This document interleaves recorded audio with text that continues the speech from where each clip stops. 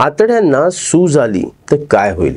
मित्रांनो, अनेक रुग्ण येतात, बोलतात माझं पोट दुखतंय, पोटामध्ये त्रास होतोय, मग ते डॉक्टरकडे जातात.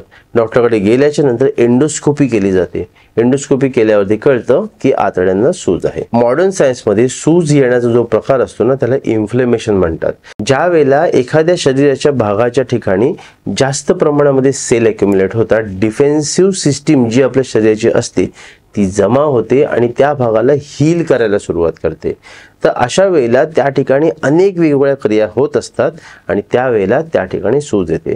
तसंच काही प्रकार ज्या वेळेला पोटामध्ये होतो, अन्नवसंस्थामध्ये होतो, त्यावेळेला त्या ठिकाणी सूज येते आणि त्यालाच आपण वेगवेगळ्या नावाने ओळखत असतो. उदाहरण सांगायचं झालं तर अनेक जण ज्या वेळेला एंडोस्कोपी करतात त्यावेळेला त्याच्यामध्ये गॅस्ट्रायटिस नावाचा आजार असतो. तर गॅस्ट्रो म्हणजे स्टमक आणि आयटिस म्हणजे इन्फ्लेमेशन, म्हणजेच स्टमकला म्हणजेच पोटाला, पोटाच्या आतड्यांना ज्या वेळेला सूज येते त्याला गॅस्ट्रायटिस म्हणतात.